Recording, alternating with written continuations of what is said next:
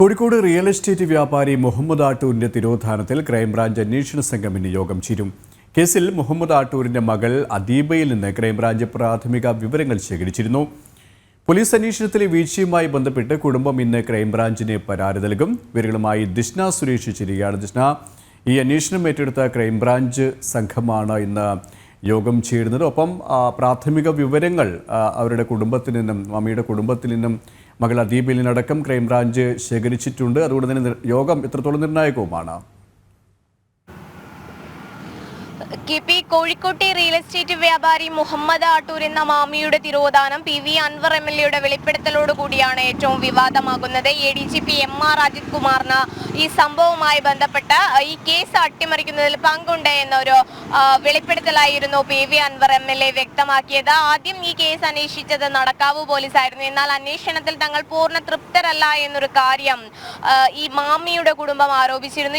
ഇതുമായി ബന്ധപ്പെട്ട് ഇവർ CBIക്ക് അന്വേഷണം വിട്ടുകൊടുക്കണമെന്നൊരു ആവശ്യമൊക്കെ ഉന്നയിച്ച് ഹൈക്കോടതിയെ സമീപിച്ചിരുന്നു. തുടർന്നാണ് മലപ്പുറം SPയെ കേന്ദ്രീകരിച്ചുള്ള ഒരു അന്വേഷണ സംഘത്തിന് ഈ കേസ് കൈമാറുന്നത്. തുടർന്ന് അന്വേഷണ സംഘം തന്നെ നേരിട്ട് ഈ കേസ് ക്രൈംബ്രാഞ്ചിനെ വിട്ടു നൽകുകയാണ് നല്ലത് എന്നൊരു നിർദ്ദേശം, റിപ്പോർട്ട് സമർപ്പിക്കുന്ന ഒരു സാഹചര്യം ഉണ്ടായി. തുടർന്ന് ഈ കേസ് ക്രൈംബ്രാഞ്ചിനെ വിട്ടു നൽകുകയായിരുന്നു. ഇന്നലെയാണ് ക്രൈംബ്രാഞ്ച് ഈ അദീബയുടെ മകളായ അദിബ നൈന മാമിയുടെ മൊഴി രേഖപ്പെടുത്തിയത് എന്നാണ് നമുക്ക് അറിയാൻ സാധിച്ചിട്ടുള്ളത്.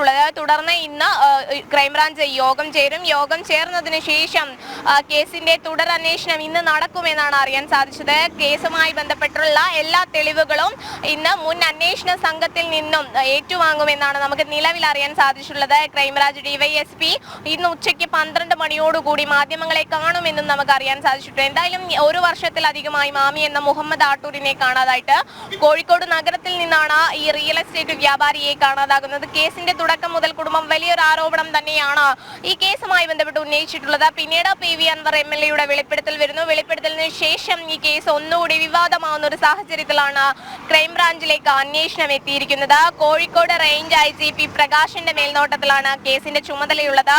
DYSP U പ്രേമനാണ് അന്വേഷണ ചുമതല നിർവഹിക്കുന്നത്. എന്തായാലും യോഗത്തിന് ശേഷമായിരിക്കും കേസുമായി ബന്ധപ്പെട്ട തുടർ നടപടികൾ ആരംഭിക്കുക എന്നാണ് നമുക്ക് നിലവിൽ അറിയാൻ സാധിച്ചിട്ടുള്ളത്. ബന്ധുക്കളുടെ അടക്കം മൊഴി രേഖപ്പെടുത്തും. കേസിന്റെ ആദ്യ ഭാഗമായി അദിബ നൈന മാമിയുടെ മൊഴിയാണ് ഇന്നലെ രേഖപ്പെടുത്തിയത്. 12:45 തുടങ്ങിയ തെളിവെടുപ്പ് അവസാനിച്ചത് 4:45 ഈ മൊഴിയെടുക്കൽ അവസാനിച്ചത്. തുടർന്ന് അവർ ക്രൈംബ്രാഞ്ച് ഓഫീസിൽ നിന്ന് മാധ്യമങ്ങളെ കാണുന്ന ഒരു സാഹചര്യവും ഉണ്ടായിരുന്നു. KP